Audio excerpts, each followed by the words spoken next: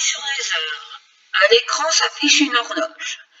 Donc vous voyez juste le cadran et les traits un peu plus foncés qui vont représenter généralement les nombres qu'on voit pour lire l'heure. Donc, quelle heure est-il sur cette horloge? Là, comme ça, c'est pas évident de voir. Donc, je vais déjà rajouter les heures. Sur cette horloge, mon aiguille des heures est la bleue et l'aiguille des minutes qui est plus grande est la verte. Donc, vous pouvez voir que sur l'horloge, il est 9 heures. Rappel des séances vues en classe. Quand on veut connaître l'heure de l'après-midi, il faut rajouter 12 heures à l'heure du matin, car le tour de l'horloge s'arrête à 12. Donc, quand il est 9 heures du matin, si je veux connaître l'heure après-midi, on fait 9 plus 12, ce sera égal à 21 heures. Donc là, apparaît à l'écran tout d'abord les heures du matin jusqu'à 11 heures, puis les heures après-midi, 13 heures, 14 heures, 15 heures, 16 heures, ainsi de suite. Mais aujourd'hui, nous allons nous consacrer sur les minutes. Rappel des séances précédentes. Quand l'aiguille des minutes est sur le 12, c'est que c'est une heure pleine. Nous ne disons pas 9h12, nous disons 9h. Je vais faire apparaître sur l'écran les minutes. Donc vous voyez bien que ici, il est 9h. Quand l'aiguille des minutes se trouve sur le 3, il est 9h15.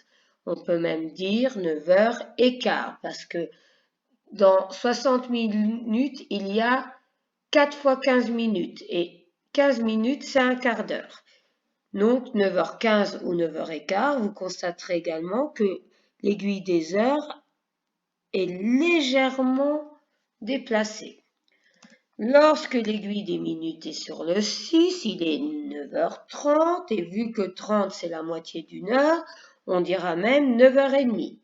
Et l'aiguille des heures se trouve entre le 9 et le 10. Enfin, quand l'aiguille des minutes est sur le 9, il est 9h45, donc il reste 15 minutes avant 10 heures, il reste un quart d'heure avant 10 heures, donc c'est pour ça que l'aiguille des heures est très proche du 10. Nous pourrons également même dire, au lieu de 9h45, 10h moins le quart. Maintenant, l'aiguille des minutes se trouve sur le 1. Là, je peux voir que le trait ici correspond à 5 minutes. Nous pourrons dire qu'il est 9h05. Si elle se trouve sur le 2, il sera 9h10, sur le 3, 9h15, ainsi de suite. Donc, nous constatons que l'aiguille des minutes, quand elle se trouve sur les gros tirets, c'est de 5 en 5. 5 minutes, 10 minutes, 15 minutes, 20 minutes, 25 minutes, ainsi de suite. Maintenant, imaginons que cette heure-là nous est demandée. Je vois que l'aiguille des minutes se trouve entre le 3 et le 4.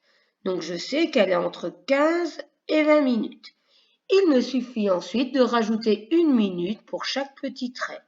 Donc là, il serait 9h16 et là, il est 9h17. Autre exemple,